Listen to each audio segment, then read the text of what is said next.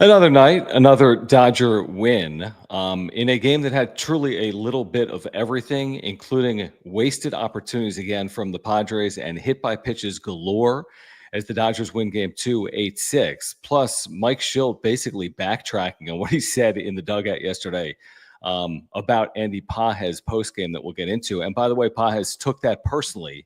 If you couldn't tell here today with the 2 home runs, a big reason why LA takes game 2 of this series. There's just so much to react to. We're going to be here for a long time. So if you have not subscribed to this channel, now is the time to do that.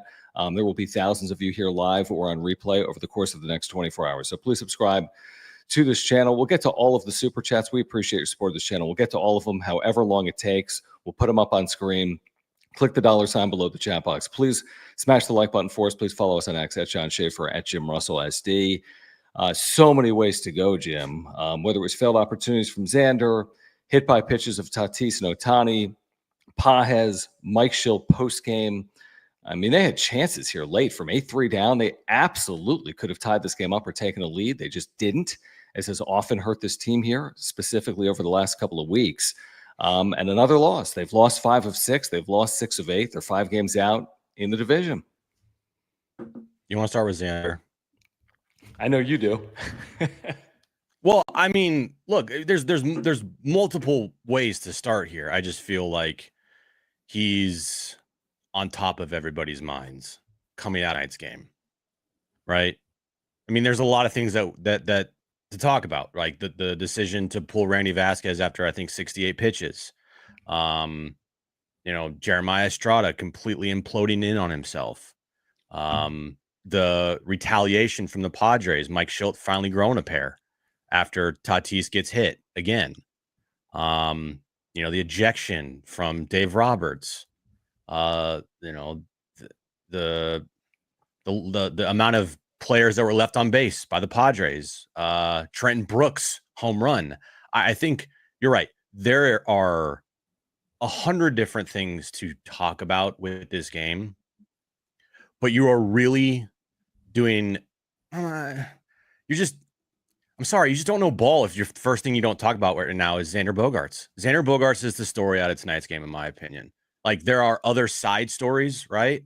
But the fact that Xander came up tonight in some really key moments in this game and nothing to show for it. Like, it is so frustrating to watch this guy play baseball right now that I feel like, and we've talked about this, like something has to happen.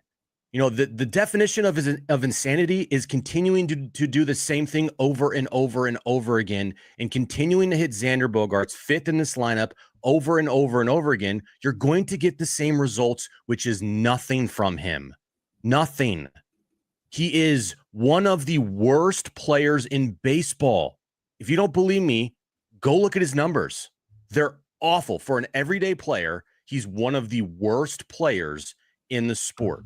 In his career with the Padres, he is awful with runners in scoring position. He is so anti-clutch.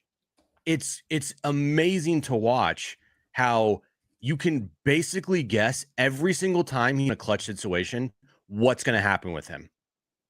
And 9 out of 10 times, and a lot of times, it's every time, he does not come through. He is so broken at the plate. In just year 3 of this 11-year deal, this contract gets worse and worse every day. And it's not just a contract anymore. I mean, the contract hurts the team, but Xander as a baseball player also really hurts this team. I mean, that's well said. I agree with you. I mean, it is the talking point of Padres fans. He's hitting now 176 this year with men in scoring position. We could talk about his 3 years. They're not much better in a Padres uniform. His 500 OPS with men in scoring position is as bad as it gets. And to just take away rallies, just to kill them multiple times in a game. Listen, over the course of a season, it's going to happen to all players. I mean, Shohei Ohtani struck out 4 times in this game. You know the difference? Shohei Ohtani is the most feared hitter in the National League. So you can live with it from Ohtani. You can live with it from Machado. You cannot live with it from Xander Bogaerts. And I'm with you. I think in the short term with the Merrill injury and with the offensive struggles, I mean, maybe they drop him down a spot in the lineup. He's never batting ninth for this team. They're in a complete conundrum. They're so screwed over this contract. I've always said this. You've heard me say this before. It's one thing to sign a player to a bad contract. It's another thing to allow the bad contract to turn your team into a bad team. Like you basically self-fulfill the contract. We're paying him a lot of money, therefore he has to play. We're paying him a lot of money, therefore he has to bat fifth. But by doing that, you're hurting the team. And by the way, in the clubhouse, there's no way this isn't being thought of if you're Manny Machado, if you're Fernando Tatis Jr., or you're watching this play out. Like, they're not idiots. They know what's going on here as well. And Xander knows what's going on here as well. So it's just a complete failure of a contract, as bad as it gets, one of the worst in the history of the sport, not just the Padres. It's one of the worst in the history of the sport. It's not going to get better. There'll be a moment, there'll be a game or two, but I have no clue what they do after 2025. My guess is probably nothing. Probably a decision at some point in 2026 or 2027. Can you really eat $200 million? If you're John Seidler and AJ Preller, can you really bite the bullet on that deal? But in the here and now, Jim, this team just keeps losing, and Xander Bogaerts is a reason why. They're 5 games out in the division. They've been awful against the Dodgers. They've been awful against this division over the last 10 days. And can it be salvaged over the next 2 days? I mean, you can't lose these 4 games, Jim. I'm sorry. I know we said you could, but let's be honest.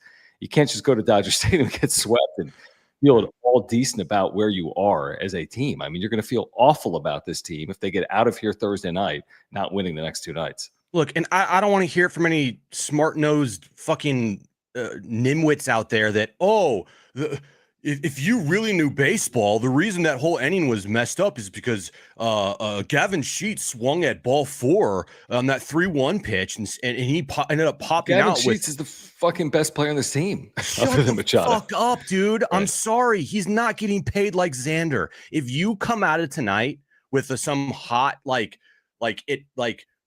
smarter than you take, that the reason why that inning went the way it did was because not Xander Bogaerts, but instead because of Gavin Shildt. Fuck off. The reason Xander was bought here was to produce. He's paid handsomely to produce. And the lack of production from him in 3 years is staggering. It's like, when we talked about this a week ago, how Xander's now the worst contract at this point of their tenure, right? At this point, 2.5 years in, he is a far worse contract than Eric Hosmer. And there's people out there that actually don't believe that and think that Hosmer was way worse of a contract. You're blind. You're blind. Xander is the worst contract in the history of this franchise, full stop. And I mean, if you watch the games and you watch Xander play, I mean, I see it a bunch in the chat. He is such a rally killer for this team, yet they continue to hit him 5th. It's crazy. And the problem is, like we've talked about, like they have no other option, which is also insane. Yeah, what are you going to do? Hit Trenton Brooks? I mean, how many first pitch fastballs can you take if you're Xander Bogaerts? Did he take, like, the book is just throw him a first pitch fastball. He's not going to swing at it. He's going to hit everything into the ground. He has no speed. Don't give me the stolen bases. Yeah, the second the ball's in the ground in the infield, it's a double play. If there's a man on base, we all facetiously said just bunt. And that's not that facetious. I mean, you're doing more damage, so to speak, just by striking out. It's preferred to strike out in those spots than to ground into a double play. I mean, 0 for 5 in a game like this, when you have so many opportunities to we're just asking you not to screw up. Just do something. And we get it. Over 162, there are games like this. But why are all the games like this? I mean, literally, not all of them. A lot of the games are like this for Xander Bogaerts. And by the way, you feel it more.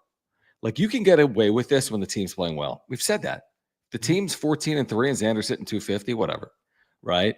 But as they come back to earth, as they're taking on teams in the division, as they're losing to the Dodgers, you're really feeling the weight of his incompetence right now. He's not the only one. I'm sure there were other things that went wrong. We'll talk about it all. I mean, it's a baseball game. It's not the sole reason why, but it's inarguable. It's the worst contract in the history of the organization. I feel confident in saying, if we looked at all position player contracts in the history of the sport, it's top 5 worst ever. And it's not getting better. It's only getting worse. And they're eating half a decade of this deal, no matter what happens Yeah. So we know that right now. Question is, when does it end? How does it end? Is it 26? Is it 27? Is it 28? He'll never be on the Padres beyond 2027, 2028. So again, two different players. Boston Xander was a Hall of Fame trajectory. This player's replacement level, Xander, and how you explain that is probably injuries and a million other things. There's probably been a million factors, but at the end of the day, he's got to produce, and he hasn't done that, and that's why he's in the bullseye. Yeah, you had grounded into 2 double plays tonight. One of them was a huge one where there was runners in scoring position and 1 out, so that ended the inning. And obviously, the first one he grounded into, it was runner on first, but still.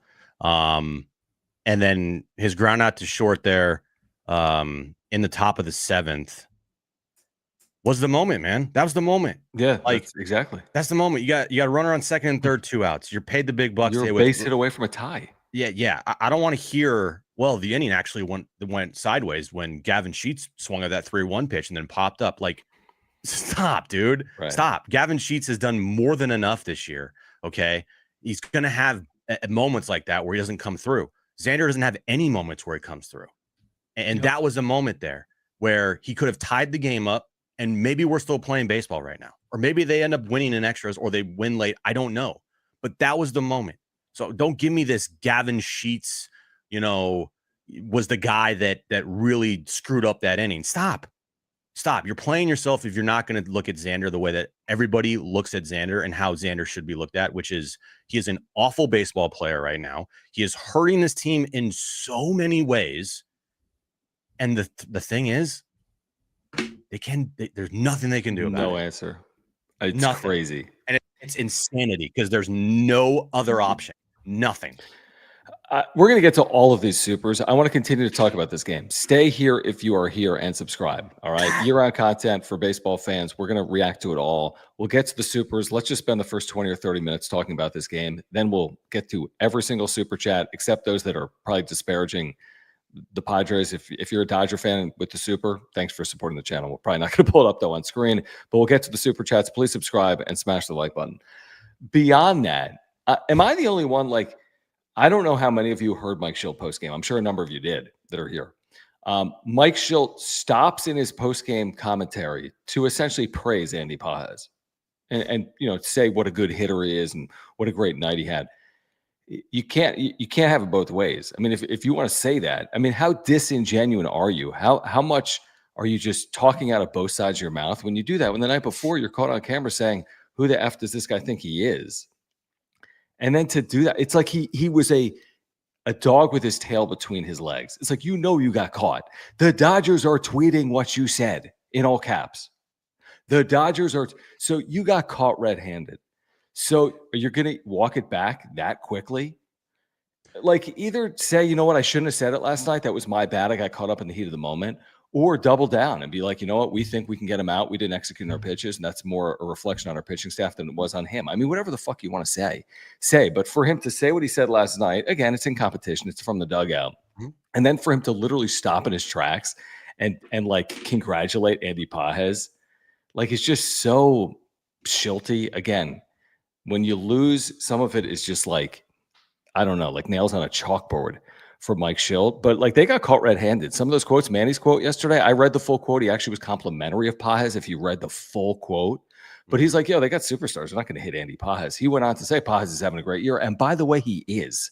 He'd be the second most productive Padre, maybe the first most productive Padre if he was on this team. But I just thought it was a bad look for Mike Shildt, both last night and tonight, with Andy Pages basically taking that personally and being the difference in a game like this. Did you see the other tweet by the Dodgers calling basically calling out Manny? I don't know if I did. What? Let me find it. It's from the Dodger account. Yeah. So you know how Manny said they got dudes over there, right? Yeah. And the Dodgers tweeted out Andy Pages is a dude. Yeah. Yep. I did see it. Look,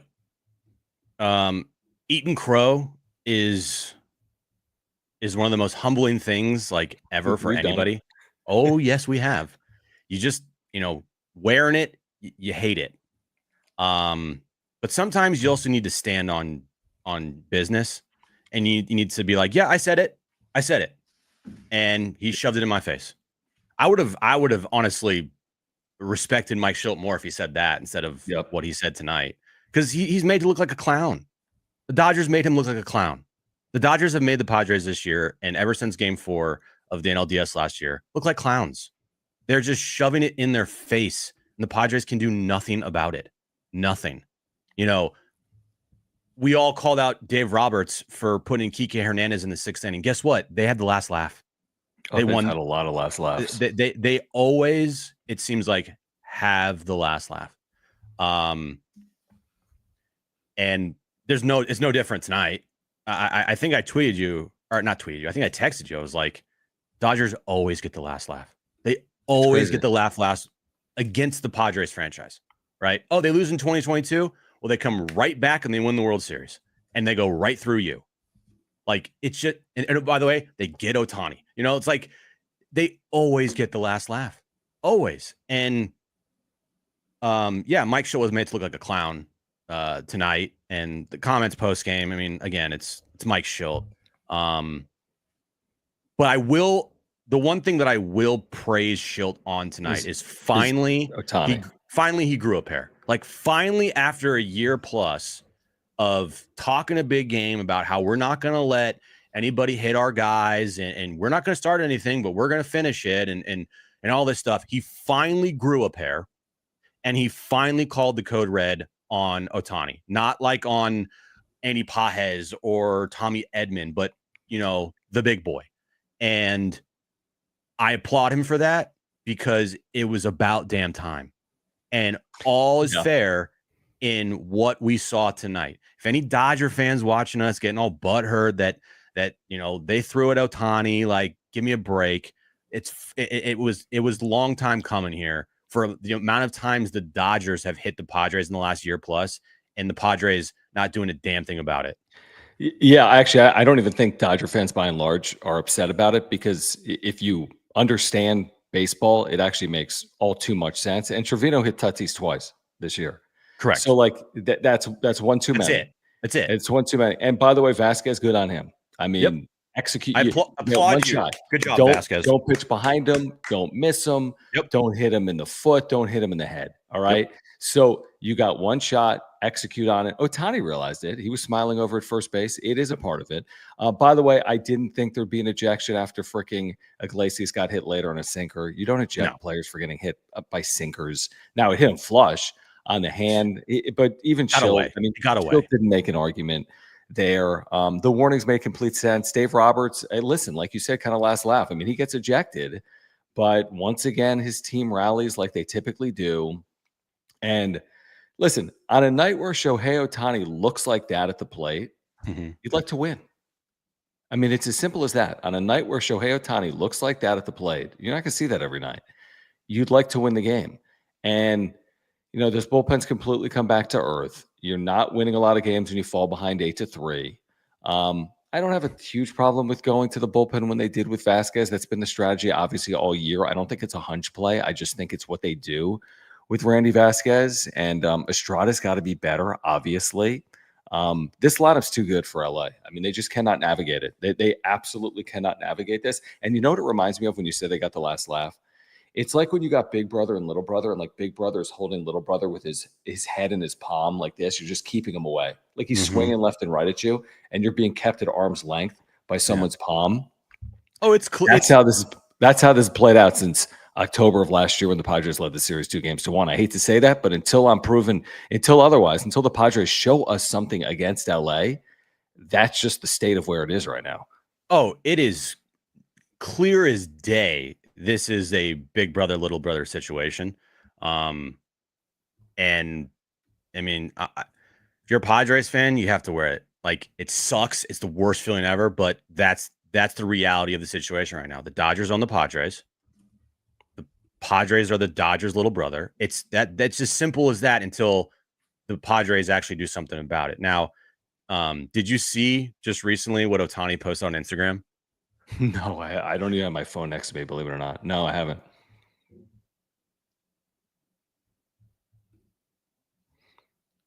Oh. He posted the picture of him getting hit tonight in the game on his Instagram. So, look, everybody knows that Ohtani got hit on purpose. Good on Randy Vasquez. To me, If I had to pick a player of the game tonight, it's Randy Vasquez. He pitched well I enough agree. to get a win, and he did the job that was asked of him, kept the team in the game, and when he got the code red to go after Ohtani, he didn't miss. And that's, to me, player of the game worthy. Like, we all knew in the moment, even post-game, Shildt had an awful poker face when talking about it. Yep. Right? Yeah, he said that you can't say it, right? No, you can't Yeah, say yeah, it, but you can beat around the bush and you can imply it without saying anything. But yeah, I mean, and if you want to throw Trenton Brooks in there, first career home run, congratulations. But like, other than like that and Randy Vasquez and Mike Shildt finally growing a pair, tonight was bad. Tonight was another bad game. The amount of times with runners in scoring position, they didn't come through. A lot of those times, Xander was at the plate. The bullpen once again implodes. Jeremiah Estrada, the Dodgers have Jeremiah Estrada's number right now. Last two out, I mean, they just do. Jeremiah Estrada, he was awful tonight. He knows it. They know it. It just was bad. And then they couldn't get the big hit once again. I mean, Luis Ariz, also another guy, 2 outs, bases loaded. Like, come on, man, come through. I know, to walk Tatis to get to a rise in that spot, and for him to not come through and swing 2-0 and fly out is just so just brutal. It just speaks to what's going on right now between the Padres and the Dodgers, and truthfully, just the way the Padres are playing in general. And for Estrada not to record an out and be tagged with 5 runs, it does not get worse than that, obviously. And by the way, if the highlight of the night, and I agree with you, so let me be clear, I agree the highlight of the night is them plunking Ohtani. But if that's the highlight of your night, then again, it speaks to the differences between the teams. They don't care. I mean, they're basically toying with you if your highlight is we got even, tit for tat. We hit Ohtani, he's fine. Yeah, I mean, everything's fine. If anything, based on that Instagram post, they'll be more motivated by the way that played out tonight. And by the way, to the Dodgers' credit, they don't give an F about hitting Fernando Tatis Jr. No. And they're like, again, they're going to do it the way they're going to do it until the Padres can, beat them at their own game. Last year in the regular season, the Padres did. They went 8-5 against the Dodgers. They were up 2-1. There was a period in time, a brief moment, where it looked like the Padres had handled the Dodgers. It looked like they had their number in 2024 until they didn't. But everything has changed. And this Padres team doesn't remind me of 2024 right now. So go show me you are that team, and then maybe I'll start to believe it's possible at some point in 2025. But this team doesn't remind me at all of last year's team right now. Like, they lack, I don't know, they're lacking a lot, truthfully. There are injuries. It's hard to look good when you lose, but they're just not playing inspired baseball right now. And it's evident in watching these games, which everyone is doing night in and night out. And just real quick before we get to all the super chats that we see, when you retaliate like the Padres did tonight, and good on them for doing that, and then you still lose the game, like, doesn't really mean much, because, like, once again, guess who got the last laugh? The Dodgers. Like, oh, you retaliated? You think you got us? Well, look at the scoreboard. Like, oh, congratulations. You really you showed us. You got us. Like, oh, oh man, scared of you. I mean, they've thrown back-to-back bullpen days, have they not? Who's pitching for the Dodgers? I mean, Matt Sawyer's being left out there, and Matt Sawyer's in a 2-run game. They're just leaving him out there to just keep him out there. I mean, opportunities aplenty. Leave him out there against Manny Machado and Fernando Tatis Jr. in 2- and 3-run games. This ain't happening in October. It's not happening when they're fully healthy. It's because the Dodgers have an elite lineup, and they can afford to give up 5 runs because they're going to score 7. Yeah, right. They can afford to allow a run or two. If a team gets even with them, they're confident they're going to score. Yeah, it's true. But let's get to these supers. We have you're a not million. You're not facing, Yoshinobu Yamamoto and Tyler Glass now, and that's not who you've been facing. Oh wait, but you will be tomorrow and Thursday. Fair point, but that's not who you face so far in these 2 series. All right, before we go anywhere, and there's 1,000 of you here right now live, subscribe to this channel. That's all we ask. If you're a baseball fan, subscribe to this channel, all right? And please, if you have an insurance need, no matter who your fandom is, get in contact with Mark Nimitz at Farmers Insurance here in San Diego. He's been with us since day one of the Wrap-Up Show, 4 years on YouTube. If you've got an insurance need, get in contact with Mark. Click the link in the description down below. Take it from us. He's a great insurance agent. I've got 3 insurance policies through Mark. I had to file a claim a couple of years ago. He saved us so much time, so much money. If you have auto, home, renters, life, whatever the needs are, Before you renew your current policy, get in contact with Mark. Click the link in the description down below. Get free quotes online.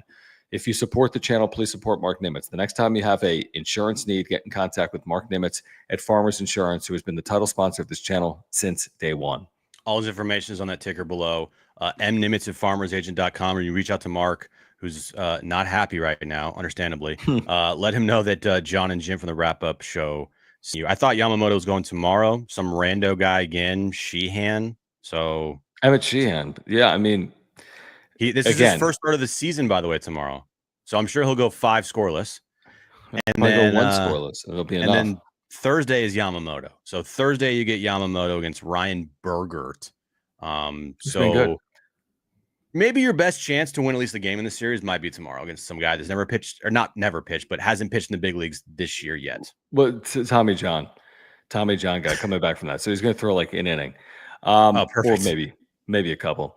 All right, we're going to roll through these in somewhat of a rapid fire succession if we can. Guys, appreciate the support of the channel. Click the $ below the chat box. We'll get your comments on screen. And thank you for subscribing to the channel as well. Padres fall in LA 8-6. Evan says, screw it, put Trenton Brooks at shortstop. That's not what's going to happen moving forward, but you're right. The Trenton Brooks home run is a career moment for a guy that had never hit one in the major leagues. He briefly appeared in the major leagues before just yesterday with San Francisco, but to homer for a first time in your major league career as a 30-year-old and to be out of San Diego and to do it at Dodger Stadium, albeit a loss, is still a moment you're going to remember. Dude, yeah. I mean, just take that moment in a vacuum. That's a pretty fucking awesome moment. I mean, if you're a baseball player, if you grew up a Padres fan, you hate the Dodgers, and your first big league home run is at Dodger Stadium, and it's not just like a wall simmer, it's a fucking nuke. Like, that's a pretty cool moment. And I was fully ready to come on the wrap-up show tonight and be like, it all started with the Trenton Brooks 2-run home run.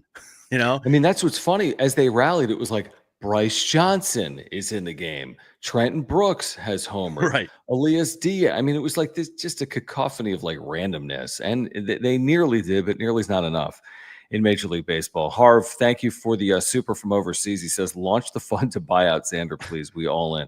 I think someone put like, we would need $30 from every San Diegan. It's a lot. Probably, right? I mean, that's a lot of money. It's not happening. I have no idea. If I'm AJ, how am I sleeping with that Xander Albatross contract hanging over my head now and in the future and basically for forever? I can't solve that. Nobody's going to solve that tonight, but it's just a damning contract. Padres Payne, thank you. Says, I get the macro view and where we are or where we were at this time last year, but it feels different this season. I'm almost in retool for 2026 mode. All we know is Payne. I think that's an overreaction. Appreciate the super Padres Payne. I mean, there's still 6 games over 500. There's still a lot of season in front of this team. But yeah, they're not reminding me of what we saw to finish 2024 right now at all. No, I'll stand by what I said last Monday, is that if they went 1-6 against the Dodgers and 7 games upcoming against them, season's not over. And I wouldn't say that. Well, I didn't say that I wouldn't be pissed. I absolutely would be pissed. I think all Padres fans would be pissed, and they would expect to watch us and us be pissed off as well. That, you know, in a pretty important stretch of your season, you play like shit. You know, these 10 games against division opponents, you're on the verge of what, 2-8 if you don't win another game here at Dodger Stadium. It'll be a disaster. You know, it's not going to ruin your season. I'm not going to say that. They're still in it. Then they're over 500 and whatnot. But again, you know, the trend lines of this team don't feel good right now. It doesn't feel like this is a phase and they're just, it'll be fine. They're going to get out of it. Right. If the Dodgers were playing like this, I would be like, it's a phase. They're going to get out of it because they have guys that are proven and Hall of Famers and All-Stars, and their depth is insane, even though they have a bunch of injuries. The Padres is a different story. I don't know. I mean, Xander's a lost cause. Tatis is now on the verge of almost 20 games without a home run. Okay. What is it now? 18? 18 tonight, plus. It's 18 plus the last game whenever he did it. So 18 plus games. 18 plus games. You know, the rotation is up in the air. I mean, with Dylan Cease being as bad as he has been this year, it's like you're relying on Nick Pivetta to be your ace. Like, he wasn't brought here to be your ace. He was brought here to be like your 3 or 4. Right. And so again, the trend lines do not feel good right now. But I will stand by that even if they lose the next 2 days, season's not over. But there will be a lot of angry Padres and fans out there. And yeah, this team will get an earful from a lot of people. Yeah, I mean, like you said, the season's not over, regardless of what they do the next 2 days. But 36.2% chance of making the postseason is what Fangraph says. So take it for what it is. I mean, that's not an objective statement or a subjective statement or an eye test. That's a mathematical statement. Doesn't mean it's going to be accurate, but they give the Padres right now, at this exact moment after tonight, a 1 in 3 chance of making the postseason. That feels light to me. But again, I'm not some calculator, and Fangraphs is. Iron Swan, thank you for the super. He says, start selling DFA X shirts. Pool revenue with the GoFundMe to pay off Xander's contract so we can clear him from the books and move on. There is no clearing from the books. That's the problem. No. Like he could leave here on a jet plane tomorrow, and you'd be writing a check for 25.6 from now through eternity. And you start at 25.6 with no players on 2026, 27, 28, 29, 30, 31, right? Mm-hmm. So there is no such thing. He's owed the money by the Padres. He could be theoretically traded. He's not Rafi Devers. He won't be traded. If he was, they would spend every penny of the remaining portion of that contract to get rid of him. If theoretically he was traded. By the way, he has a no trade clause. He's going nowhere. He's owed all the money by the Padres. No one will eat a penny of it. And it's a problem today, Jim, because of his play on field. It's a problem tomorrow because of the ineffectiveness of the contract and what it means for the Padres in terms of their moves and dealings and maneuverings now and moving forward. Yeah, perfect world. They get out of this contract and they just move on. But it would take a lot to do that, which I don't think they're willing to do this early on in the deal. I'm sure once they signed the deal, they were probably joking like, hey, do you think he's going to make it 11 years? And I don't think they were thinking that they were going to have serious discussions about that in year 3. Like maybe year 7, year 8, you're like, all right, what do we do? Let's maybe eat the rest of this thing. Like, let's move on. I mean, you're in year 3. And frankly, even after year 2, those thoughts and those conversations, I'm sure were being talked about. But their thought process going into this season is we need Xander Bogaerts to be an all-star for us to get to where we need to get to. And he is the furthest thing from that right now. And he's only getting worse. So the conversation of how do we get out of this contract as soon as possible by any means necessary needs to start being ramped up here at the minimum at the start of this offseason. Whenever it is. Hopefully it's after a World Series, right? And then you can maybe be like, well, we just won a World Series, so we're okay, right? But there needs to be that conversation had every day almost, and every idea possible thrown out there of how to get out of this contract, because it's going to be the biggest anchor for your franchise the longer this thing goes on, especially when you have not just his big contract on the books. You got Manny's, you got Tatis, right? You got some big boy contracts. Got Musgrove, you got Darvish, dude.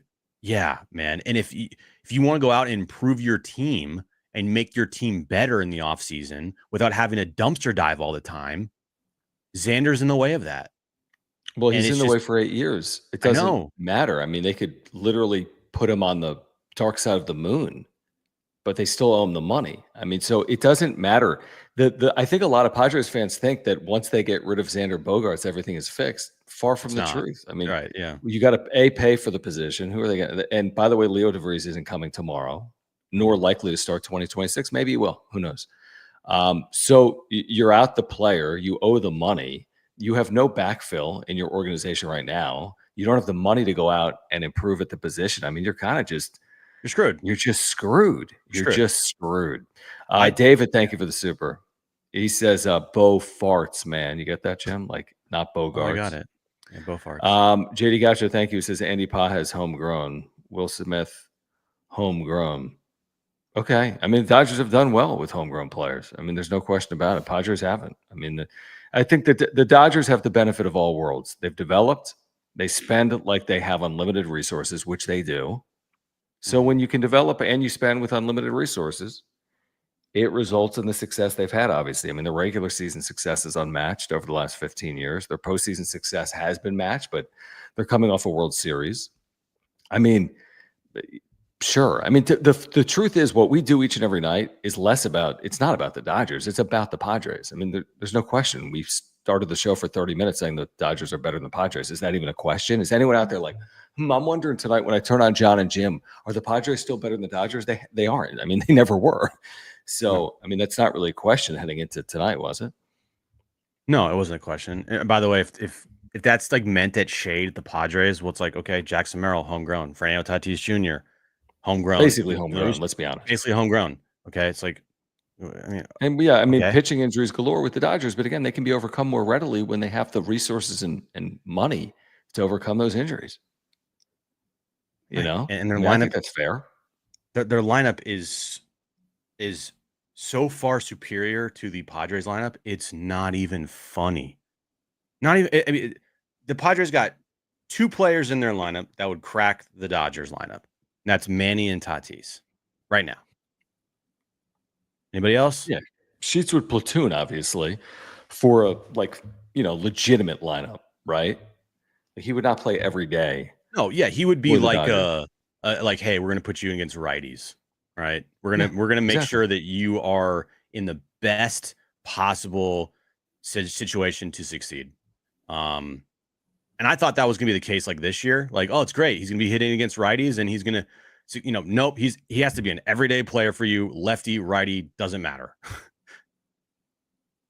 Yep. I'm looking at a quote here from Dave Roberts. This is from Jack Harris, LA Times. Dave Roberts said he thought the Padres threw at Shohei Ohtani intentionally. You think? Shit. That's why he was so upset when the Dodgers were also issued a warning. He also noted his frustration that he got ejected while Mike Shildt was able to come out and talk to umpires after the warnings. Whatever. I mean, of course it was with intent.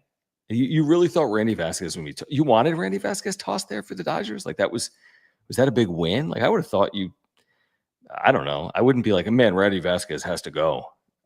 I don't know. But yeah, he was hit intentionally. Yeah, no shit. I like this tweet from Pedro Martinez. Who knows a thing about retaliation? He said, Randy Vasquez, his stuff looked good, clean. His demeanor on the mound was perfect. Even hitting Ohtani was perfect. That's how professional would do it when you want to keep things safe, but at the same time, make a statement. But the problem is I don't think he really made a statement. No, because they lost the game, and there's no statement to be made because the Dodgers are laughing in the Padres' face. Yeah, but the point's fair. I just don't think they made a statement.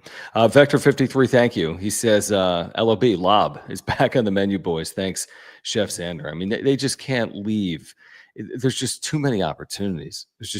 There's base runners all the time with the Padres. Base runners at second. I think last night in multiple innings, maybe 2 or 3 innings, they had a runner at second, nobody out. They didn't get the runner at third.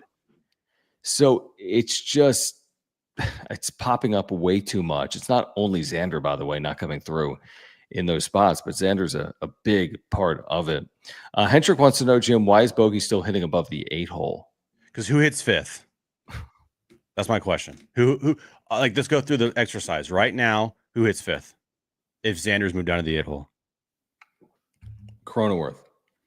Nope, not going to do it. Not going to put back-to-back lefties with. No, they'll put 3 straight lefties in this lineup. They will. Well, have they? I think they have. I'd have to find it. They're because that's the lane people are talking. There have been a game or two recently. They had 3 straight left-handed batters. Okay, so you're going to go. Sheets 4, Cronenworth 5. No, I'm really not. But I get you. I'm going to put Jose Iglesias up there if I'm doing this game. I'm not putting my catcher up there. So Xander's DHing for you again, or Jose Iglesias is DHing? And my preference in that, if you're going to drop him in the lineup, I think. I mean, it doesn't even matter. It's rearranging chairs. I know. Right? I'm just saying. Like everyone says, just move Xander to the 8-hole. All right, who's hitting 5th? Who's hitting 6th? And who's hitting 7th? I mean, 6, 7, 8, 9 yesterday were 0 for 14. So I don't think 6, 7, 8, 9 are really saving the day. I get it. It doesn't matter because it's all the same. It's all the same. Now, they can't do worse than Xander to that point. I mean, it is very possible that Jose Iglesias would be way more, capable, or Jake Cronenworth would be much more capable in those spots. Let's be real here on Jose Iglesias. He's been awful this year at the plate. Yeah, he has been good. Yeah, let's just be real. I mean, everyone's like, "Oh, Jose Iglesias. I'd rather have Jose Iglesias in there every single day." Yeah, I agree. Rather than Xander. Jose Iglesias hitting 229 with a 564 OPS. So he's like Xander Light. He's worse than Xander. Xander Light. So, and everybody out there being like, "Oh, let's just put Jose Iglesias out there every day and set Xander Bogaerts and put Iglesias at short." All right, you get an upgrade on defense, but offensively, dude's worse than Xander this year. It's a fair point. Your point's valid. And thank you, man, for the super chat. He says, playing scared this year. Sheets 3-1 swing was bad. Again, this goes back to our first 30 minutes. I had an issue with this the other day when everyone's like, oh, Manny swung 3-0, but it wasn't the right pitch to swing. And I'm like, you know what? Manny's earned the right to swing at a damn pitch 3-0 because he's among the best hitters in the sport currently. He's in the midst of like the best stretch of his career, or one of them. So if he makes a mistake with a swing or doesn't come through in a spot, well, guess what? He's earned that opportunity to not come through. I'd say the same thing about Gavin Sheets. I'm not saying it was perfect that he swung at a 3-1 pitch that wasn't in the zone, but he certainly isn't accountable for the way that this played out. Like, he had productive at-bats in this game. He drove the ball in this game. Again, over the course of an entire game, there's going to be, bad swings or bad plate appearances. That's going to happen. But none of this, I'm with you, Jim. I'm not putting any of this on Gavin Sheets, even if, Luis Ariz was ahead 2-0. There's so many examples in this game. But no, I'm not putting any of this on Gavin Sheets. He's been too good to put it on him. Yeah, zero. I'm not putting anything on Gavin Sheets. Yeah, put it on guys that haven't come through. Don't put it on the guys that actually have performed. Nick, thank you, man, for the super chat. He says, any update on Darvish or King? LOL. Just kidding. I'm in hell. There's none. No. Talon, thank you, man. He says, next home game, need to give Bogaerts standing ovation. This has been talked about for like 2 years. We tried it. It didn't work. He doesn't get like booed at home by and large. No, you don't. I hate to say it, you don't get that vitriol in like from this Padres fan base. You just don't get that Philadelphia, Boston, New York. You just don't get that here. For the most part, a lot of people that go to the games just like, this is a great ballpark. Now, there's a lot of obviously diehards there still too, but you don't see an entire like rallying or like, we're all gonna boo Xander, we're all gonna cheer Xander. That just doesn't happen. Frankly, how many people go to the ballpark that are like, oh, Xander's good, right? Yeah, 100%. You're exactly right. It's a good point. And by the way, booing Xander Bogaerts or cheering Xander Bogaerts, what impact is that going to have on Xander Bogaerts? Nothing. Seriously. So it worked for Trey Turner a couple of years ago, and they made a movie about it. You know what I mean? But that doesn't mean that that's going to fix Xander Bogaerts. Ishmael, thank you. He says, it's time to DFA Bogey. I'm sorry, DeVries is up. Has anyone looked at Leo DeVries' numbers?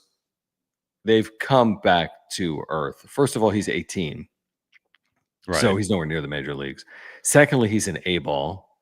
And thirdly, he's hitting 246 with a 757 OPS. And he's hit 5 home runs this year, which is fine. He's 18.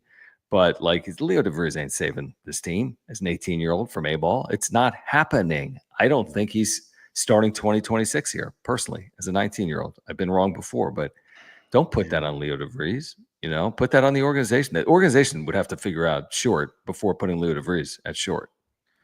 Yeah, if you're AJ in this organization, you're just praying that Leo DeVries is Leo DeVries ready sooner rather than later, because the faster they can get him up here to replace Xander at short, the better.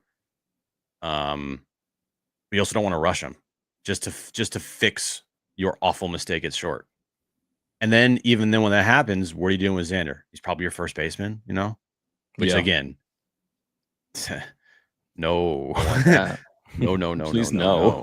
JD's third, man. Appreciate you. Where's your second baseman and Jake moves to first? But even then, you're like, ugh. Not good enough.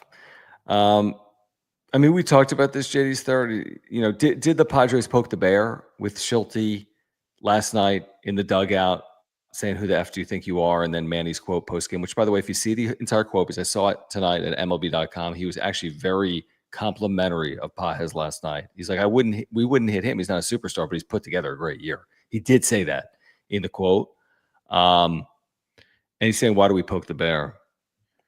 I mean, do you see it like that? They're kind of asking for it.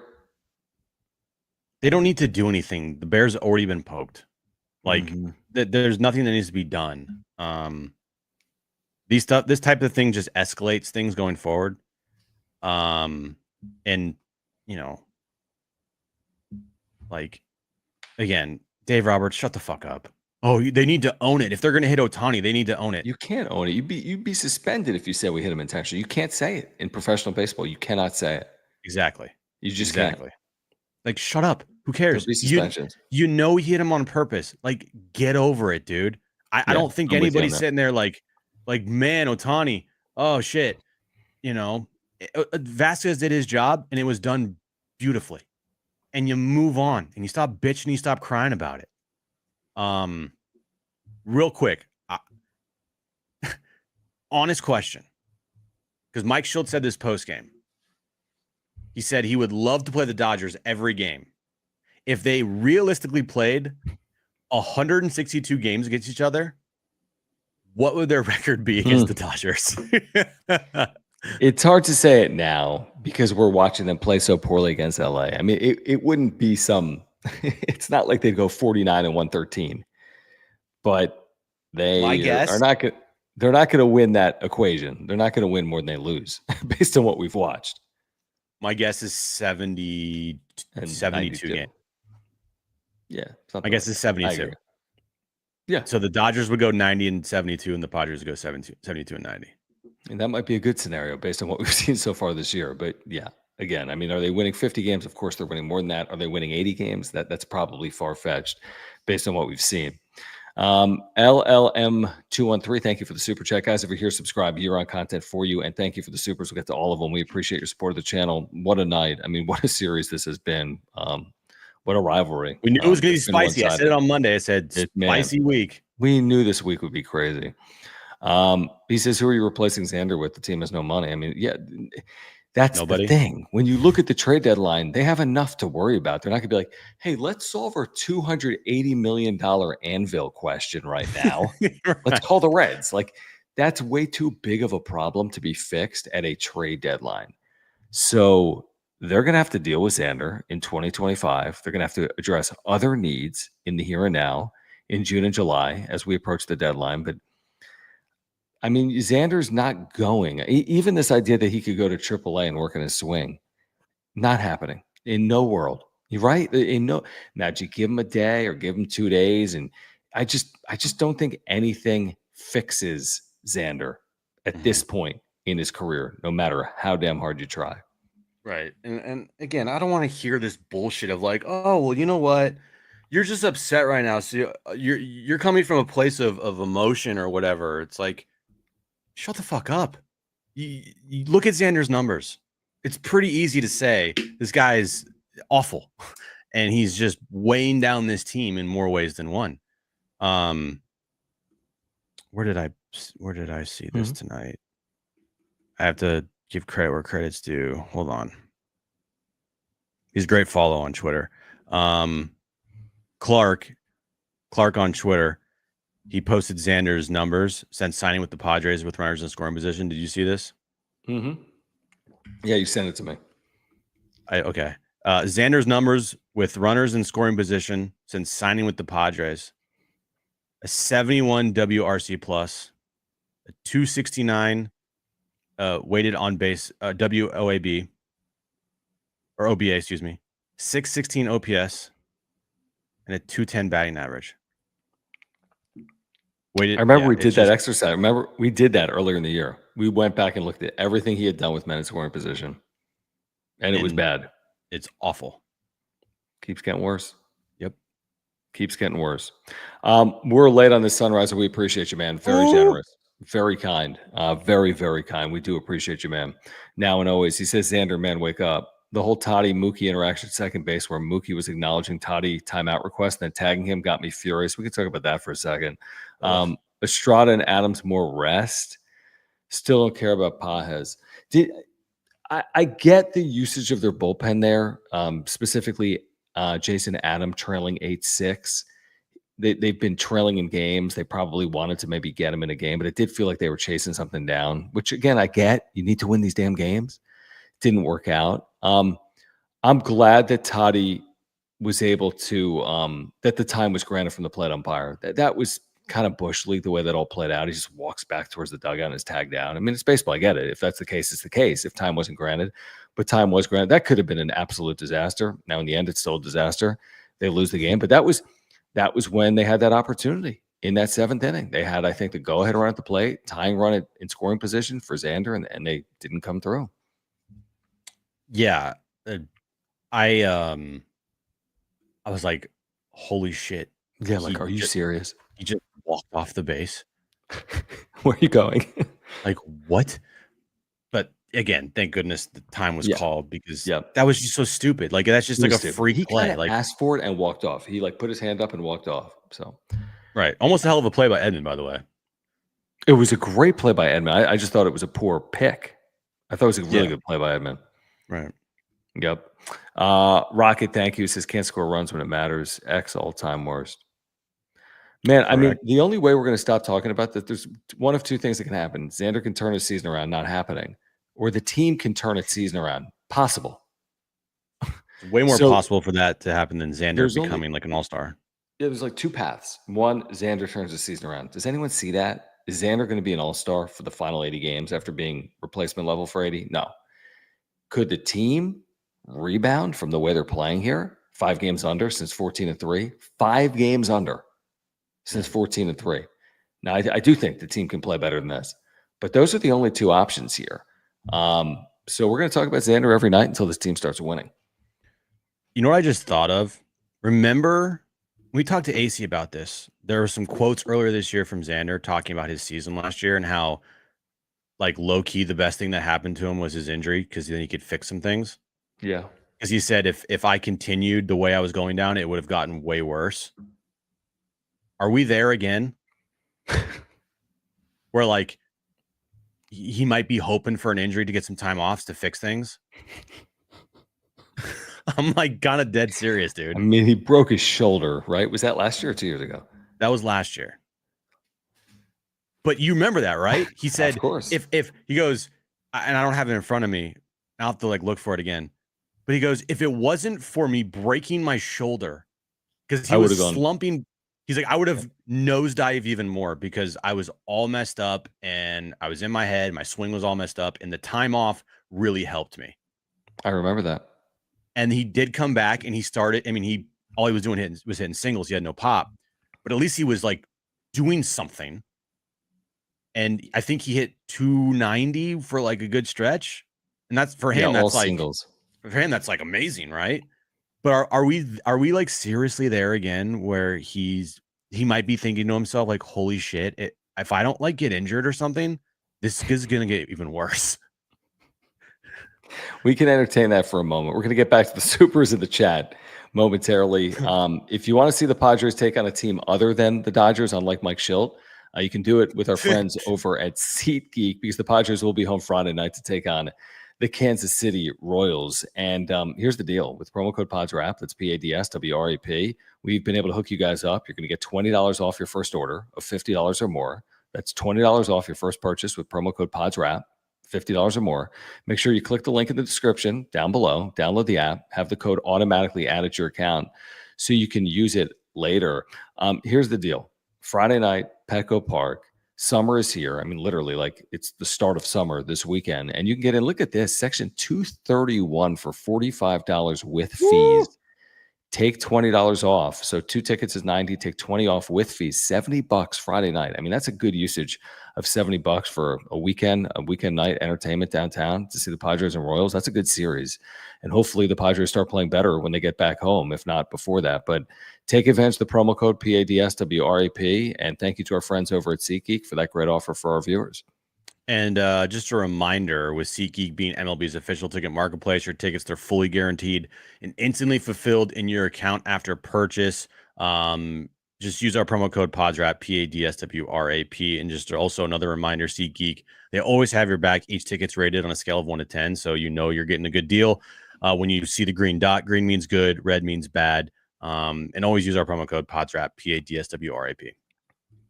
Let's get back to these super chats, Jim. Padres fall to the Dodgers. Appreciate your support. Click the $sign below the chat box and subscribe. He says, I couldn't blame Padres ownership if they laundered, embezzled Dodge taxes to lessen the payroll blow of Xander. Signed, a concerned Dodgers fan.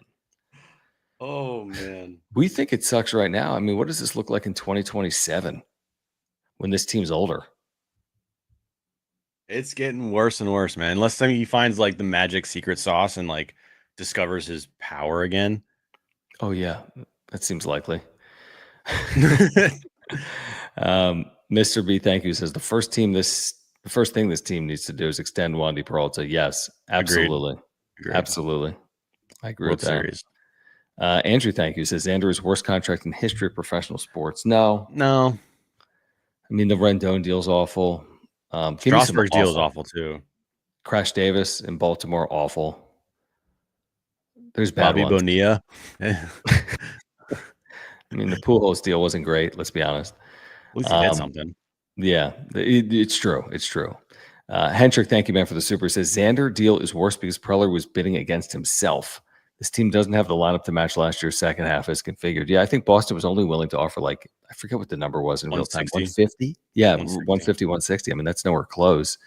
Wouldn't have been a good deal at 150 or 160, but 280, you know, it's like you wish you could have just offered 161, not 280. I hate to say it, but the person that was really driving up this price was Peter Seidler, it feels like. Probably. Yeah. You know, Peter wanted to spend money, man. Peter wanted a big time contract, and as a group collectively, they did an awful job in, you know, evaluating his market and completely overpaying for him. Mm-hmm. Awful job. Now, I got some tweets tonight. It's like, weren't you excited when he signed? Yeah, I think everyone was like, holy shit, they just signed Xander Bogaerts. And you look at his year in 2022 and you're like, damn, okay. They don't necessarily need Xander, but sure, bring him on in. Let's go. And no one expected year three for him to be.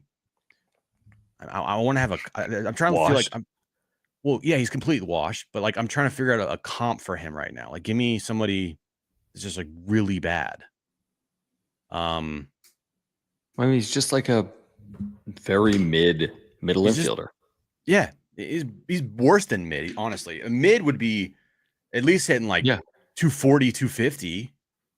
Yeah, it would come through. You know, you'd like to think sometimes with men in scoring position. I mean, I would take right now Xander hitting like 245 with a 715 OPS. That would mean he would need to have 100 points higher on his OPS, and he would need to have 25 points higher on his batting average. Like, that's all I'm asking for right now. And he can't even give you that. It's crazy. I love how, by the way, when he does anything, the Padres tweet out, Bogaerts double at All-Star /vote. For who? Like, no, I will not be voting for Xander Bogaerts. Yeah, what are you asking us to do, Padres Twitter? Come on. Like, have some respect. I'm not going to blame Padres Twitter for that. They got mandated. It's MLB. It's MLB that forces that through, but it's so stupid, isn't it? That is freaking stupid. Padres burner, thank you, says Trenton Brooks. Shout out. We've done it. Yeah. And it's deserved. It's absolutely deserved. And we'll see the field likely over the next few days. 619 Posse, thank you, says, why aren't you all blaming AJ Preller 0 rings? I mean, you really want to have the full Preller? I mean, they haven't made the postseason back-to-back years ever. Well, one time, and the teams weren't even that good when they did it in the mid-2000s. I mean, he's been in the postseason 3 of the last 5 years. They're relevant. It could be better, but it could be worse. So, like, is he the best GM in the sport? No. Is he the worst? No. Does he get credit for last year? Yes. This season's not over. So, he'll get blame. He does get blame. He'll get blame. But I'm not really putting, like, the here and now, like what's going on with Xander. Like, you can't blame AJ Preller for Xander playing like this right now, can you? I mean, you can blame the contract on the Padres, but I mean, Xander's got to play better than this regardless of his contract. Right. This is a lot to do with Xander Bogaerts. Yeah. A lot to do with Xander Bogaerts. Now, again, AJ Preller has a blame for sure on this deal. And it's making him look bad right now. But I agree with that. Every time Xander comes up and hits in a double play in a key situation, I'm not like, screw you, AJ Preller. Like, right. It's just frustrating to watch Xander. Yeah, what's he thinking? What's AJ honestly thinking about it? It's nothing good. I would love to know. HBBV, thank you, man. He says, dump X like Red Sox did with Devers. Little different. Yeah. Don't want to see him in San Diego again. It's been 3 years. Trade X and Salas for Duran. Oh, yeah, that'll work. Doyers have been stealing signs. We smoke. I always love the like what you would do on like PlayStation. Like, let's just take the quarterback at USC and put him on Western Kentucky and win a national championship. Okay, that's fine, but that's not how it happens in real life. So there is no trade that involves Xander Bogaerts for Jarren Duran in the real world, unfortunately. So sorry, and it's not Rafi Devers, because Rafi Devers is the best hitter in the sport, and Xander Bogaerts is the opposite of the best hitter in the sport. I would like clean shave my beard for a month if they traded Xander Bogaerts this year. What about for Jarren Duran? I don't care. It's just anybody. They could trade him for, it doesn't matter. If they traded Xander Bogaerts this year, I would have a clean shaven face for a month.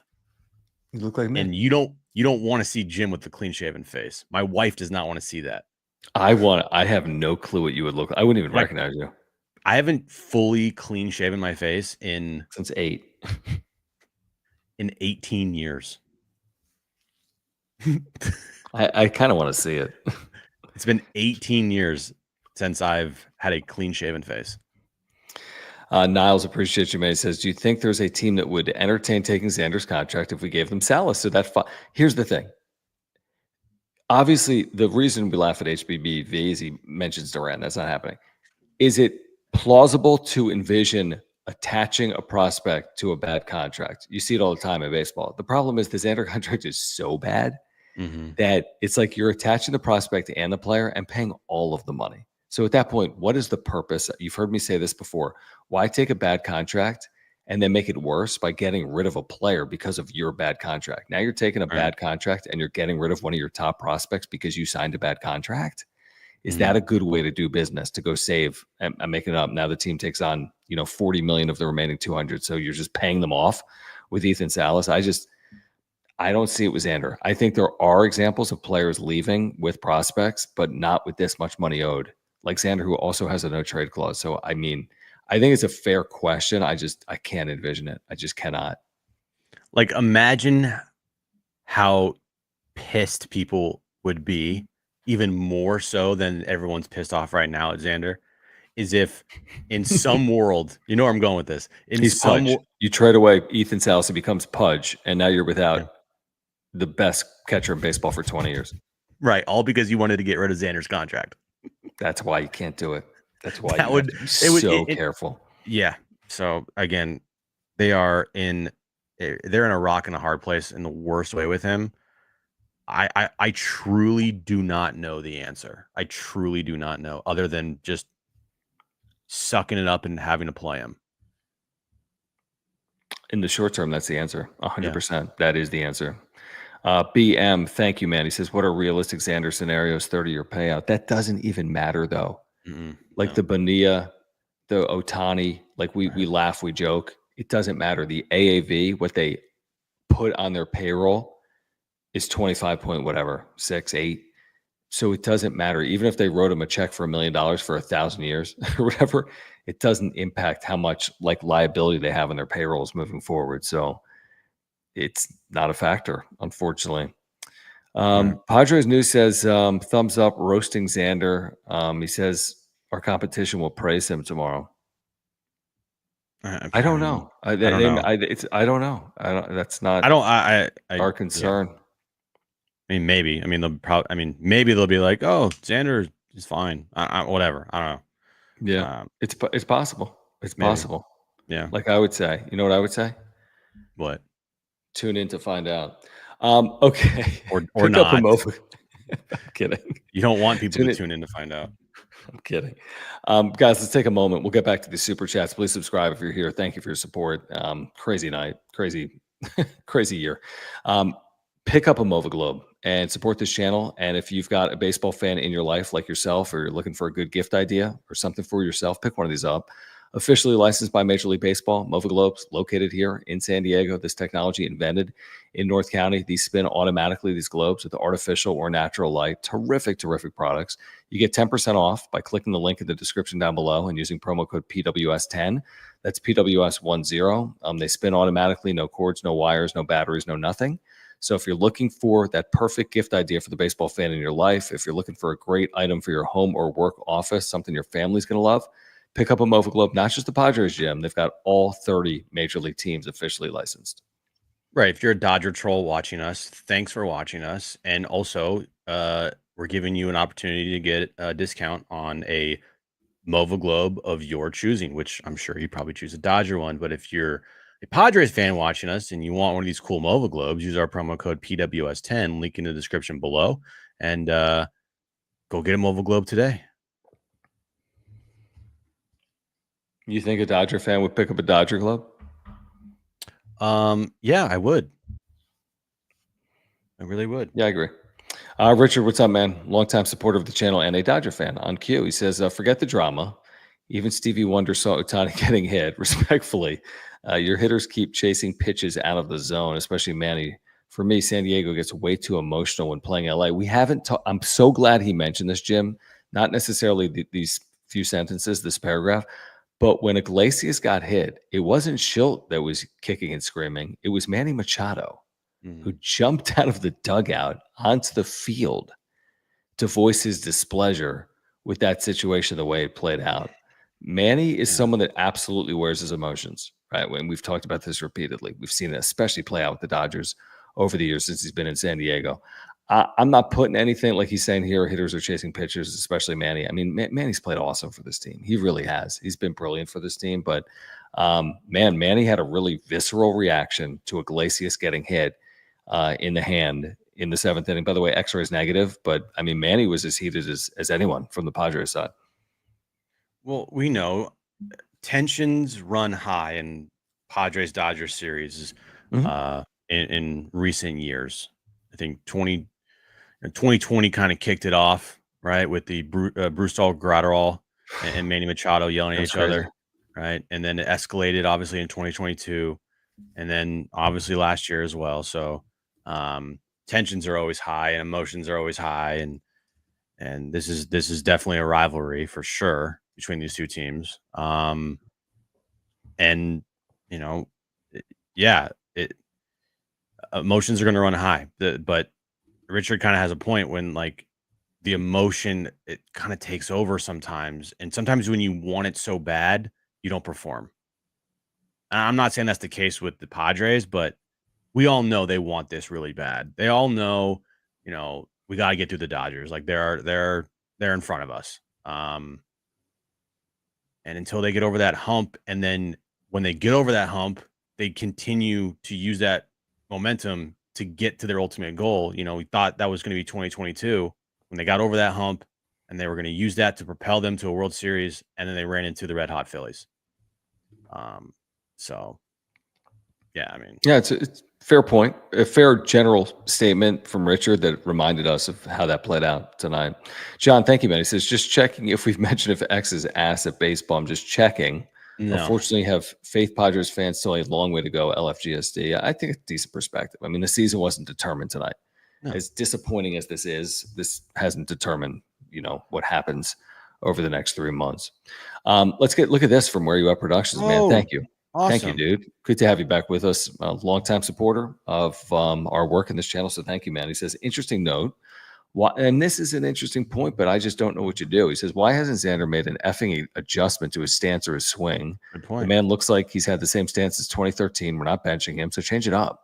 A swing with both hands. I don't know. Just try and do it for, I guess, F sakes. I mean, I would break down everything with Xander, but how do you even do that in season? Where do you send him? What do you do? How do you completely change everything about your approach in the batter's box in the major leagues from one day to the next? Tatis has tried it, and sometimes it works, sometimes it doesn't. That kind of tinkering. So I don't know, Jim, how you completely break down your approach in the midst of a season. I don't know. I really don't know. Now we can see Fernando Tatis Jr. making adjustments because they're pretty noticeable. I don't really notice anything with Xander that's like different. Now he might be doing things. I just don't know. But I mean, where you at Productions makes a good point. I mean, is Xander making changes or is he just like tweaking things? Because right now, nothing he's doing is working. So maybe you have to go drastic. And maybe Xander's scared to do that. I don't know. We've read the article that Kevin wrote this year. Dude is a mental head case when it comes to baseball. He's always thinking, he says. And when he's slumping, it's even worse. I mean, do I feel bad for Xander? Like, yeah, I feel bad for Xander. I do. I truly feel bad for him. I'm not going to like make excuses for him. I feel bad for him.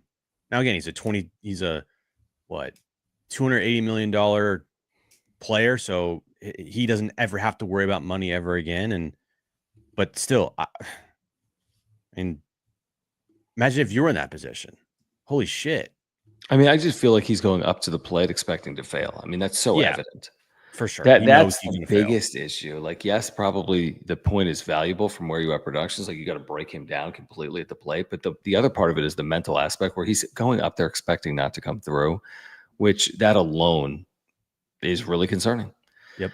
Keaton, and thank you, man, again, for that very, very generous super chat. Keaton, thank you. Says, do you think Tatis and Manny are happy with Xander? I'd be pissed for ruining the window to win. Feels different than Hosmer, who was the leader. I actually think he's likable. I think Xander's likable, but I do think that the players in the clubhouse are thinking what we're thinking, which is like he's going through it, and this is becoming a problem. So no, I don't think Tatis and Manny are like mad at Xander Bogaerts. They play baseball professionally too. They know it's hard. We've watched Tatis struggle in front of our eyes this year. I just think they recognize what we recognize, which is this player is not the same player he once was. No, he's not even close to the same player. In Boston, he hit a ball really hard over the weekend in Arizona that I thought was like 5 rows deep. Now I went to the biggest part of the yard, but he got all of it, and it still only went like 397, right center field. Right. I thought that ball was at least like a 420, and it's like he barely made 400. And that ball was like probably one of the hardest balls, best contact. Out of the box, he was walking like he got it, and then it turned into like warning track. What's their record right now, Jim? 39-33? 39-33. So he played 72 games. He's hit 3 home runs. It's a legitimate question to ask if he'll hit double-digit home runs this year. Like, that's a legitimate question. He's on pace for 7. So he'll have to he'll have to hurry. He'll have to hurry that pace up to get to 10. 7. Ballpark Pretzel, appreciate you, man. He says batting helmet sponsorship will pay off X contract. No, it won't. So I don't know if they're going to have batting helmet sponsorships, but all teams will have it, and that doesn't really put the Padres in any advantage if they have a batting helmet sponsorship, unfortunately. JD's third. I don't know what's going on with a couple of these supers from Fuji. They don't make any sense, so I'm not pulling them up, but thank you for supporting the channel. JD's third, thank you, says, what is the percentage chance we get swept? 65%, 70%. I think hopefully less than that. Winning one of the next 2, I mean, who knows? It's very possible. The point is, yeah, it's possible. Sunriser, thanks, man. He says, sure, we miss deals. And X is a prime example. See Dodgers, they miss. Snell not pitched yet. Our TV deal sucks is what I hear. We sell out. Is the new ownership holding us down? Happy to pitch in to buy out contracts. I mean, I think the TV deal is a big difference between these two teams. We've talked about it, Jim, a ton. The Dodgers get something like 300 something million per year in TV revenue, and the Padres get like nothing. So the difference between 300 million and nothing is $300 million. Like their whole payroll is paid for by their TV deal, where the Padres have no TV, not no, but you get the point. They have very little TV revenue coming in. It's a massive disparity. It's the way the sport is. Nobody cares, but it's the truth. I mean, the payroll disparity or the TV disparity is crazy between the Dodgers and the Padres. Dodgers can miss on a Snell contract. and they can still be fine. Mhm. You know, now it's not gonna. They won't be able to like reach their ceiling, like potentially. I meant like their best form. I mean, they still win a World Series, but like their best form without Snell is 100. If Snell's healthy, it's like 105 to 110 wins. Mhm. Like if they had a healthy pitching staff, it's not even. It's game over. There's no point. And I also think if they kind of stepped on the gas all year, I think they almost intentionally don't step on the gas all year and they kind of manage Right. like 162, which is kind of hard to do in Major League Baseball unless you have a really, really, really good team. You're thinking And I about do think August, you know? I do think that sometimes when you're that good, you need to be challenged sometimes. Yeah. You can't just like, sleepwalk through the season. You have to be challenged and you have to like, you know, like get up for games and not yeah, and that's the thing that you've seen a lot with like really good teams is sometimes they're just like we're so good and then they end up going into games they are the clear better team and then they lose. You're like, what the hell? It's like, well, we didn't really care tonight, you know. And Yeah. Dodgers have done that before and it's bit them in the butt in the postseason. Hendrick, appreciate you, man. He says it's the ground balls and double plays. He kills rallies. Give Crone the 5 spot. That 3-1 pitch was him knowing Xander was on deck. Talking about Sheets. That's interesting. Like he I had mean, to come through. maybe, but I just think in his mind, 3-1 pitch, bases loaded, less than 2 outs, hitters count. I'm unloading here. Like Mhm. if the ball is Yeah. anywhere close, I'm swinging for the fences. And he's been productive doing that. So that's why I don't have an issue with it. He almost hit a grand slam tonight. I mean, that thing I He thought did. was Flat pretty out to the warning close. track. Yeah. Yeah, that's sack fly. Run it back. Thank you. He says, how is Iglesias supposed to get anything going starting twice a week? Give the man a shot and give him consistent at bats. And that's his job, though. He signed to play here twice a week, is what I would say. He was going to be that utility piece. Just imagine if they said, all right, we're starting Iglesias every day at short. We're benching Xander Bogaerts. On his 1 year, like $2 million deal. Oh my. Then you've lost Xander completely. And then now you have to trade him or get out of that contract. And like you said, it's not like Iglesias hitting. He's not like High Sung Kim hitting 440, you know? Right. He's been awful this year. Yeah, he's Offensively. hitting 220. Keaton says, thank you, man. He says, should we sell if we are below 500 at the deadline? I mean, if they're I below think 500 at the deadline, they got problems. Yeah, I think if you're below 500 at the deadline, I think we'll all be screaming sell, right? Yeah. I'm sure I will be at that point. Cease, Arise, if King's healthy, like all three of those dudes gone. Suarez gone. Right? Yeah, I think there'd be a lot of pieces. I agree. Yeah, I mean, you can get something back for Suarez. You definitely can get back something for Dylan Cease. You definitely could get something of value, maybe not anything crazy good, but at least something for Luis Arise. It's all depending on if Michael King is healthy. Healthy. Yeah, exactly. But my mind's not even there because I don't expect No. them to be sellers at the deadline. I don't Neither do I. have any like thought in my mind of like them being sellers. I still think we're hopefully not long away. I mean, we're not asking for the world. I'm hoping there's a 5-2 week in the next 10 days in them. You know, I mean, this hasn't been good. This is the opposite of that. But I'm hoping they could rebound. We're not asking for the world. Can We they? said this was the difficult stretch. We said these 17 games, Jim. Can they go 8-9? And guess what? The answer is probably not. Because I think we did it today. They're 6-9 to start this stretch with 2 games remaining. They have a very long homestand before the All-Star break. Mm-hmm. Can they make ground there? Can they have a fantastic homestand to end the first half? That's the question. If they do that, I will feel fine about this team. Yeah, exactly. This is interesting from Talon. He says, Padres forums on Facebook, the amount of happy-ass San Diego fans saying win, lose, or draw, we love our Padres. Stop with the negative comments. Softest fan base in baseball.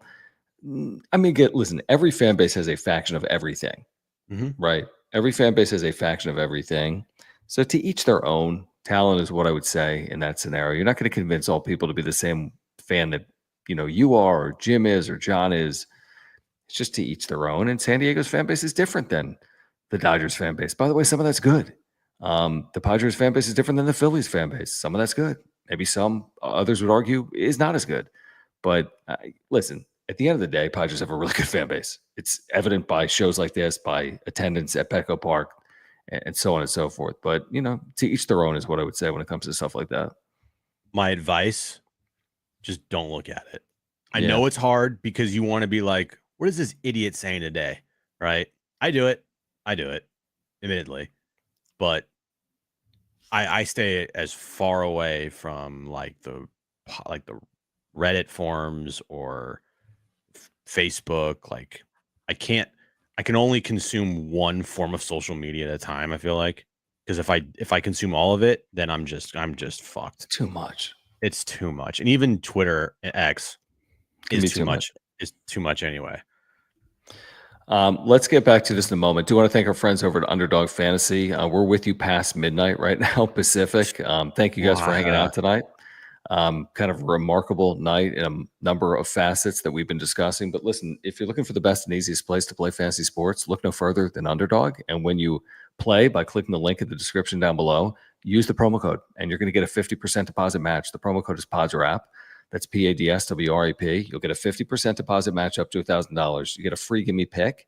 What does that look like? It looks like Fernando Tatis Jr. higher or lower than a half total plate appearance, which means they're giving you the higher, and you're halfway to a win in a pick'em. So, we got Game 6 in the NBA Finals coming up. Couldn't be easier to play. Tyrese Haliburton, who knows if he plays, but higher than 13.5 points. Shea, higher than 33.5. You can play across sports, combine it with the Padres tomorrow night. We can reverse jinx it and say, let's see, can we pick more? We can pick 1.5 home runs for Ohtani. How about higher than 1.5 home runs? So if that happens, okay, if those three things happen, $10 pays $524. And let's throw in a Toddy home run.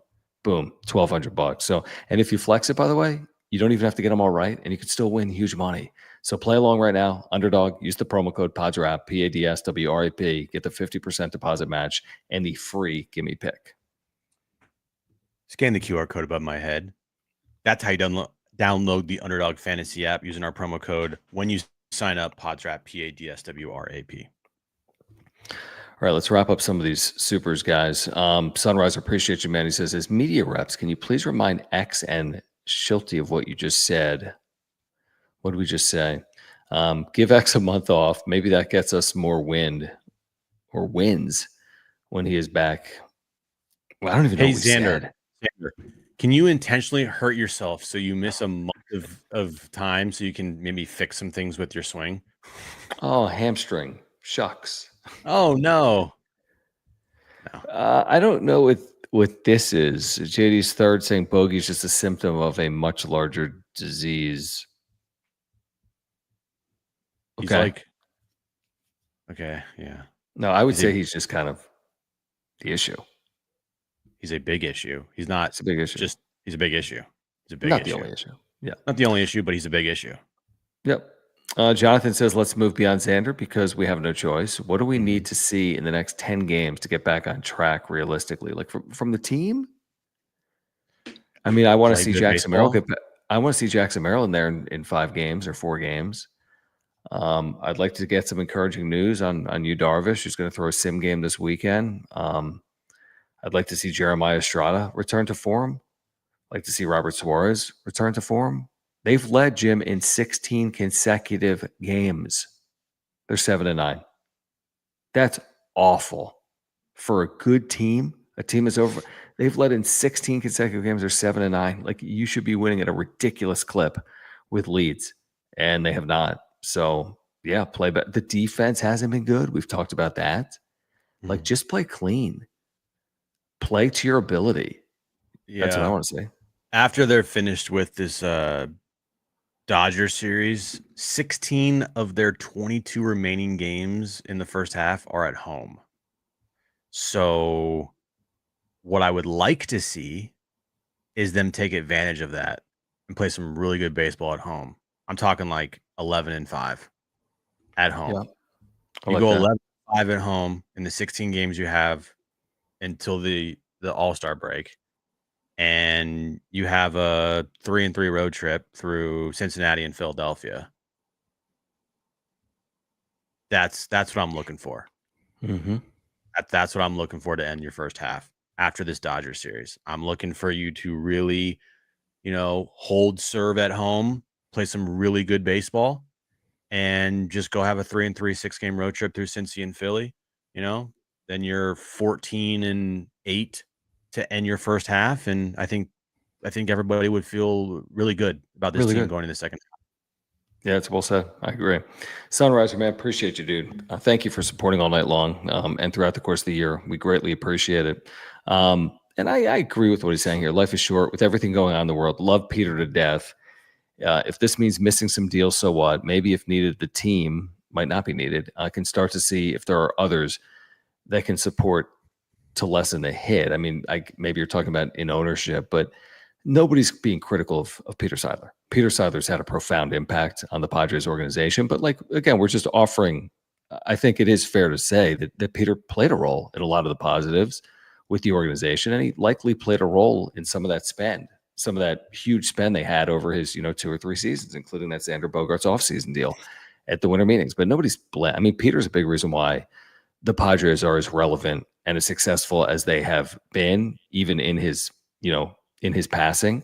So we agree. Sunriser is the point that obviously Peter has done a lot of good for this organization, and this organization wouldn't be in near the spot it's in without Peter Seidler as the the owner.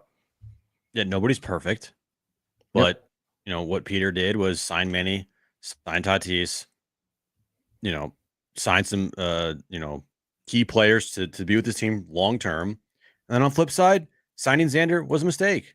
So again, no one's ever perfect in sports as a general manager or an owner. You just got to make sure that the good decisions and the things that do work out outweigh the ones that don't work out. And if you do that, then you're good. I mean, if you hit on, and truthfully, if you hit on 60% of something in baseball or any sport with signings and trades, that's pretty fucking good. Sometimes it's if I just hit on 40%, 40% of the moves I make, if I hit, will be good. And that's it, So again, it's a tough job. I mean, professional sports is it's tough business. So we agree, Sunriser. JD's third, he says, is it still a rivalry? Seems so one-sided right now. It's a rivalry. So it's been 5 games. I mean, stop. Okay. Stop. It's a rivalry. I mean, okay, it's 5 regular season games. It's not the world hasn't ended. I mean, the Giants have lost 5 of 6 before to the Dodgers and vice versa. I mean, that doesn't determine a rivalry. 5 regular season games or whatever it is. And Jonathan, who says, talent can eat a bag of hot dogs. Nothing wrong with keeping the faith while being critical as well. Yeah, again, to each their own when it comes to how to fan. Yeah, I am the way that I fan, I'm on the side of I'm obviously very critical and the team is not doing well, but I'm going to still root for my team. I'm not going to just be I'm not rooting for them anymore because I think they suck. No, I'm rooting for them. But guess what? I'll be critical when it's time to be critical. I'm not going to be the rah-rah oh, it's fine, he'll come through guy. I'll be this guy sucks. He needs to step it the fuck up. But then tomorrow comes and I'll be rooting for my team. Whatever your team is, you root for your team, and that's how it is. You can fan how you want to fan. I just have a way that I fan, and there's other ways that people fan that I don't necessarily. I'm not gonna say agree with, but I just be okay, whatever. That wouldn't be me, but it is what it is. Yeah, we're all unique to each other. All right, game 3, Wednesday night. Stephen Kolek, Emmett Sheehan, back from Tommy John, Ryan Berger, Yoshinobu Yamamoto. Game 4. Padres need to. I mean, best case, you find a way to salvage a split. That would be incredible based on where we are right now, based on the last 90 minutes and based on watching these last 2 games. But even to get 1, I mean, it's going to feel a lot better than getting none over the next 2 nights. Join us tomorrow. Kevin Acey will be on the show. We'll get full reaction. There's just so much to react to, and we tried to do our best over the last 90 minutes, and we'll do it for 4 more hours tomorrow at 2 p.m., and then for another probably 90 minutes tomorrow night right here on the wrap-up show. So there's just so much. So if you haven't subscribed, please do it. I mean, we're here for you. You know what? Let me just do this, Jim, because I promised it. Let me do this because I promised it. And the people that are here right now are real ones that have been here for 90 minutes at midnight Pacific. Get by your giveaway. We're giving these away. These are 98 shorts from our friends at Parks and Normal. I mean, these are awesome. Okay. Pocket in the back, mesh shorts. They're technically size medium, just so you know, but I would say they're more like larges than medium. Just FYI. But first person with the correct answer, email Padres wrap-up show@gmail.com. No, first person with the correct answer, I'll get your address when you email us. But here's the question. Okay. Is everyone ready? Jim, you ready? I'm ready. All right. First person with the correct answer in the chat is the winner of these Parks and Normal shorts. This one's a little easier than yesterday's question. Who is the Padres franchise leader in all-time home runs?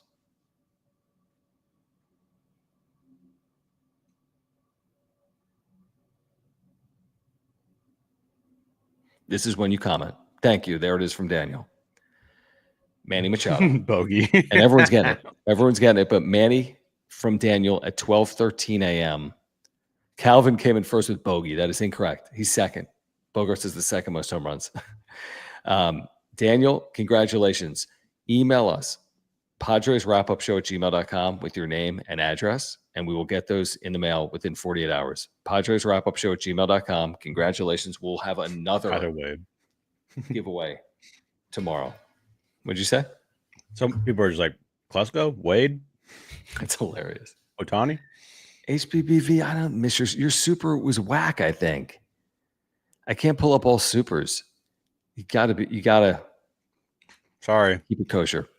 All right. Support our partners, Market Nimitz at Farmers Insurance, Hamul Casino, MOVA Globes, SeatGeek, Underdog Fantasy. You know what to do. Subscribe to the channel, support our work. Join us tomorrow on San Diego Sports 760, John and Jim, iHeartRadio app. Kevin AC on the show, 4 hours getting you ready for Padres Dodgers. Then again tomorrow night, right here on the Wrap Up Show. For Oreo Jim, I'm John. This has been the Wrap Up Show. Peace. Bye. Bye.